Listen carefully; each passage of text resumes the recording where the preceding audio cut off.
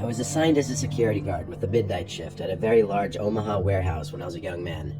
This building was mainly used for storage and it was huge. We as security personnel were tasked with hitting several stations inside this building on the night shift, and this required that we did a lot of walking. There would always be 2 personnel assigned to the warehouse at night, one patrolling the outside perimeter in a car, and one inside the warehouse on foot. Being outside, sitting in the comfort of a car, was obviously the more desirable of the 2. I was working a Wednesday night. I was about half an hour into my shift. I would start the shifts walking around for about an hour, just surveilling the place before sitting down in one of the security offices. This room had some low-budget, ancient camera system that at the time was impressive technology, but it only had 2 screens because there were only 2 cameras in the entire warehouse. One in the northeast corner and one in the southwest corner. That's why we couldn't just sit on our butts in the security office our entire shifts and had to actually patrol the place. This was a shared warehouse for some tech companies, and a lot of expensive equipment was held here, hence why 2 security guards would have to be there every single night. The warehouse layout was similar to that of a regular grocery store. There were like 10 to 15 aisles, and one intersecting aisle that cuts between the other 10 to 15 in the middle. I was still making my initial rounds around the place, when I saw all the way down at the end of the aisle I was in, something at the end section. It was like this white thing that kind of resembled the shape of a head, and it was poking out from behind the end section. Mind you, it was so far away that all I could make from it was this white-looking object.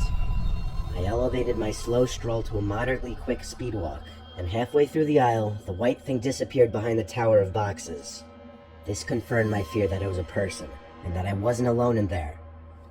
I now ran to the end of the aisle, hoping to see the other night guard walking around or something.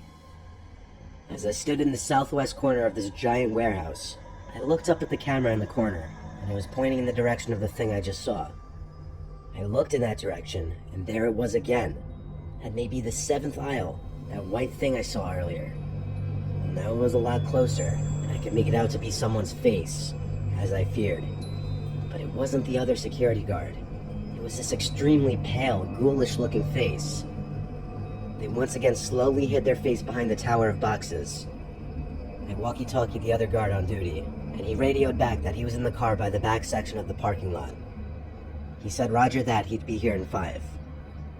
Getting off the phone with him, I was nervous to approach the aisle that I saw the person's head. Even though this is exactly what a security guard's purpose and job is, you never actually expect or anticipate seeing any action. I took a deep breath and ran to that aisle and stopped at the end of it to look down it. The person wasn't in sight. I figured they must have ran for it. So I ran halfway down, hoping to catch up to them. But I stopped when I smelled this horrible putrid odor. It smelled like a dead, rotting carcass. I followed the scent until it became overwhelming, and I found the source of it. It was coming from this big wooden box that was different from the rest of the boxes. I pulled the lid off the box, and inside was a dead body laying in a pool of blood. The most shocking part of it was that it was missing a head. I walkie-talkied to the other security guard again, and yelled at him to call the police and report a dead body in the warehouse. I said this all while running as fast as I could to the back exit of the warehouse, struggling to get enough air. I threw up the second I made it out the door. I ran to the other security guard's car and sat in there with him, gasping for air. He was still on the phone with the police, so I took the phone and told them whatever the other security guy didn't. Given the nature of the situation, they sent like 5 or 6 cop cars and basically had the entire place surrounded. The body was loaded into an ambulance, and for a good chunk of the night, police were in the warehouse doing forensic work. Perhaps the weirdest part of all of this was that when trying to go back to the video footage captured from the night before, the footage cut out for about 3 hours in the middle of the night. There was no explanation for this happening. I've thought about this night for almost my entire life, basically. I don't believe in ghosts or anything, but I don't really have an explanation for this. I've thought about some far-fetched possibilities, though, like that whoever the murderer was in the warehouse that night and was holding up the severed head of that body, hence why it looked so pale and ghoulish. In fact, it gave me chills just now thinking about it again.